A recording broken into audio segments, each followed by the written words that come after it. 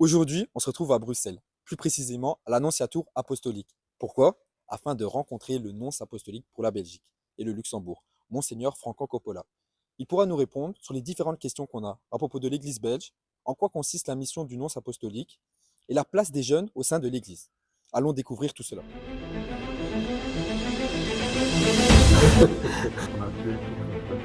Tu m'as envoyé, donc c'est ton problème. Monseigneur, quel a été votre parcours pour en arriver à la diplomatie vaticane? Je n'y pensais pas du tout. Absolument. Je suis originaire du sud de l'Italie, région Puglia, mais quand je demandais d'entrer au séminaire, dans le séminaire de ma région, qui a 400 places, était plein. Il n'y avait pas de place. Alors l'évêque a cherché pour moi une place, l'a trouvée à Rome, et j'étudiais à Rome. Après, je suis rentré chez moi, dans mon diocèse. J'étais vicaire paroissial. Mais à un certain moment, après 8 ans de sacerdoce, l'évêque a reçu une lettre de Rome qui lui demandait de mettre à disposition du Vatican pour le service diplomatique un prêtre.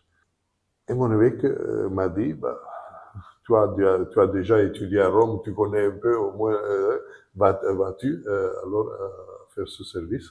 Et donc, je me suis retrouvé là, sans absolument l'avoir cherché, même avec un peu de regret, parce que j'aimais beaucoup la paroisse où j'étais et mon travail comme vicaire. J'étais vicaire paroissial et j'étais vraiment très heureux de ça. Je dois dire que je remercie l'évêque pour m'avoir fait acheminer disons, sur ce chemin, parce que j'ai découvert de belles choses partout dans le monde où j'étais, que je n'aurais jamais pu découvrir et vivre en restant dans mon diocèse. J'ai pratiquement passé une dizaine d'années au Moyen-Orient, entre Liban, Israël, Jordanie, Irak et Iran. Une dizaine d'années en Afrique, au Burundi, notamment 2 fois, et en République centrafricaine et Tchad. 3 ans en Pologne et une dizaine d'années en Amérique latine, en Colombie et au Mexique. Et j'étais au Mexique quand j'étais transféré en Belgique et Luxembourg. Une société très différente de ce que j'avais connu avant, une église aussi assez différente. Mais c'est la beauté de mon service que chaque 4, 5 ans, on change de pays, on change de continent parfois, et donc on retrouve des réalités nouvelles. C'est la beauté de découvrir la diversité aussi de l'Église. Justement, comme vous avez été dans plusieurs endroits du monde, vous avez été notamment dans des zones de guerre, où il y a des Ouais. pays où il y a des conflits. Dans quel pays ou quelle région du monde vous avez senti que votre mission était vraiment sensible ou c'était vraiment délicat? Au Burundi, a expérimenté une sorte de génocide plus petit, une taille plus petite que au Rwanda, mais encore là, une guerre civile pour raison ethnique qui a fait beaucoup de mal. Il y avait une petite fille, une jeune fille qui venait à la messe à l'Annonciature et à qui, un jour, on a tué toute la famille, parents et ses frères et sœurs. Les autorités ont appréhendé les assassins et les ont jetés à la prison. La prison à Bujumbura, à ce moment-là, c'était une enceinte à ciel ouvert où on ne pouvait pas sortir, mais personne s'occupait de toi. C'était ta famille, si vous voulez, t'amener quelque chose à manger, sinon les autorités ne donnaient rien. Tu étais là, enfermé et oublié. Eh bien, cette fille que l'Annonciature aidait parce qu'elle avait perdu toute sa famille, quand les assassins ont été appréhendés, a commencé chaque samedi à aller à la prison, à leur apporter quelque chose pour manger, à partager son pain avec ceux qui avaient tué sa famille. Et quand je lui demandais pourquoi il a fait là, il m'a dit, mon Seigneur, vous nous enseignez dans l'Évangile qu'il faut aimer nos ennemis, n'est-ce pas?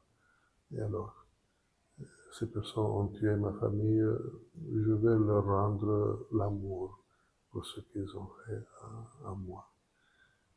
Et donc, pour moi, le cadeau du Burundi, c'est que l'amour évangélique qui vient de l'évangile est plus fort que la mort, la haine, la vengeance, toutes les conséquences humaines de tueries et de tueries. Comme amour et charité du Oui, prochain. oui, oui, C'est un exemple oui, oui. à prendre. Depuis votre arrivée en Belgique et avec le Luxembourg, donc en 2021, que pensez-vous de l'Église belge, peut-être de son évolution et de son avenir? Bon, je ne suis pas du tout inquiet parce que l'Église, de toute façon, est quelque chose qui a voulu Jésus. C'est lui qui l'a fondée, c'est lui qui la guide, qui continue à la guider. Donc, nous pouvons et nous sommes appelés à collaborer avec lui, mais au volant et lui. Et donc, on est tranquille de ce côté. On peut aider ou on peut, malheureusement, quelquefois mettre des bâtons dans les roues et empêcher le progrès. Mais lui, il est à la conduite.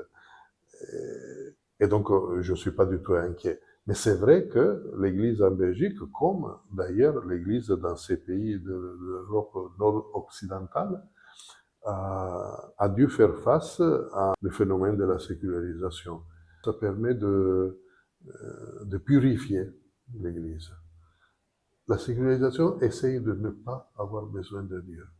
Et donc, ça remet en question la foi des chrétiens.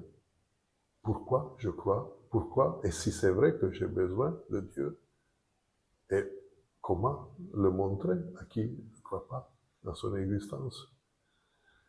C'est un défi nouveau et devant lequel l'Église se trouvait un peu impréparée pour la simple raison que jamais on n'avait posé cette question. Même les apôtres, les premiers apôtres, ils se sont confrontés au monde grec et romain, qui était un monde de quelque façon croyant, dans les idoles, mais croyant.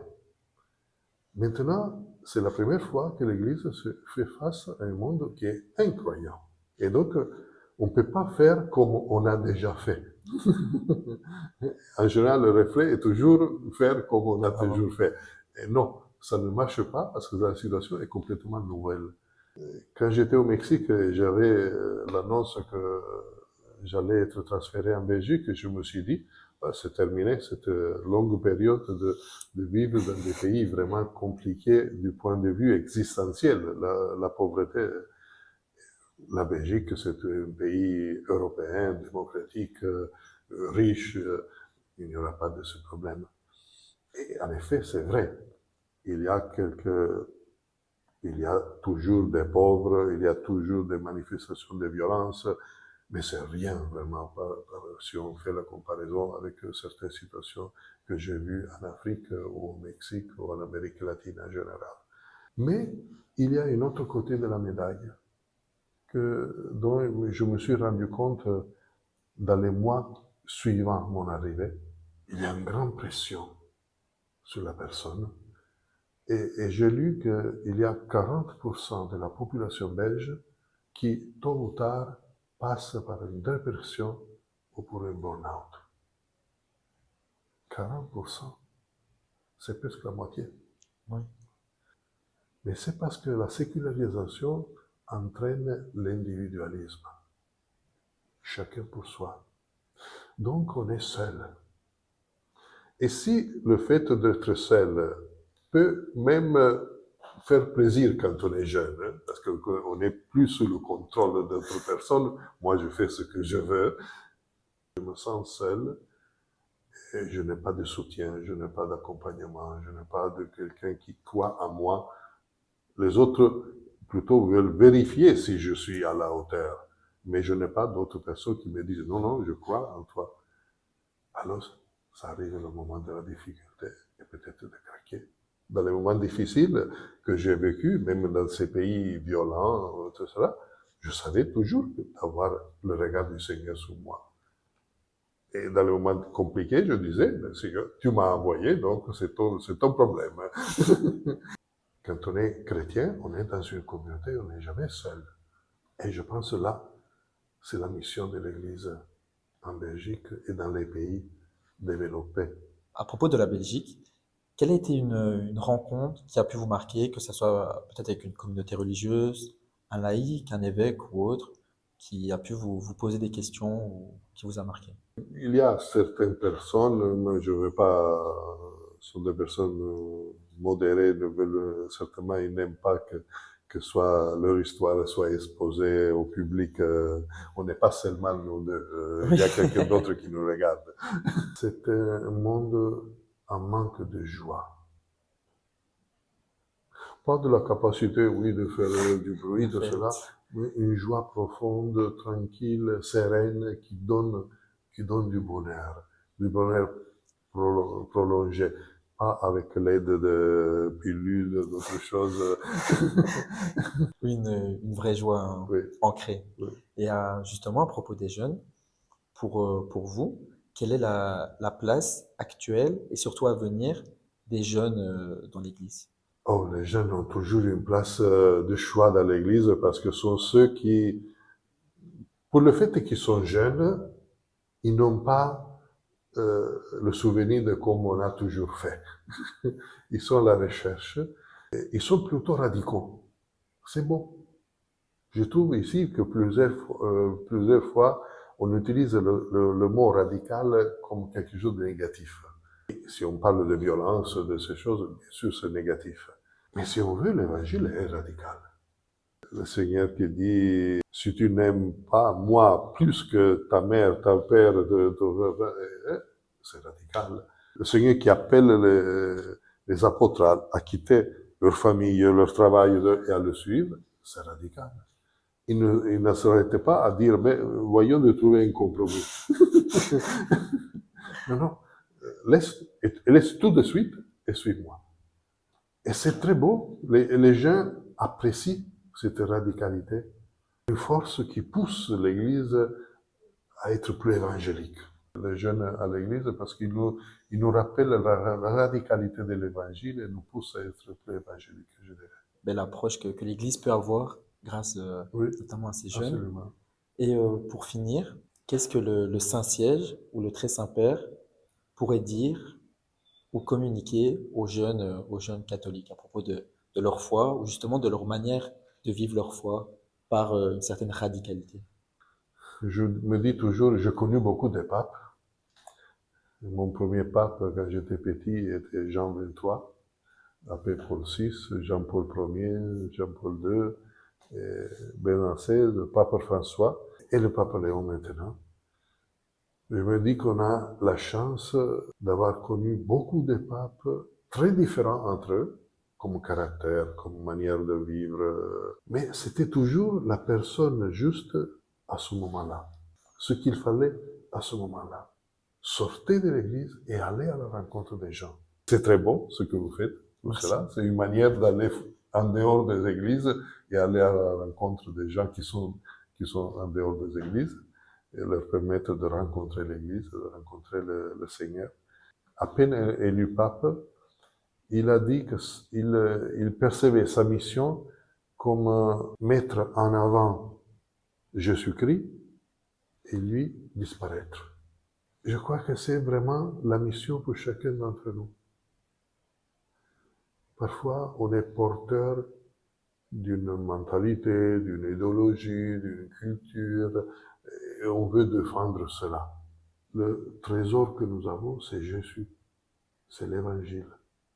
C'est cela qu'il faut porter en avant, plutôt que le reste. Et pas nous mettre nous en avant, mais plutôt disparaître. Laisser que soit l'Évangile à parler, que soit Jésus à parler. Merci beaucoup, Monseigneur, de nous avoir reçus et d'avoir pu échanger sur ces quelques sujets. Ah, avec plaisir. Merci beaucoup.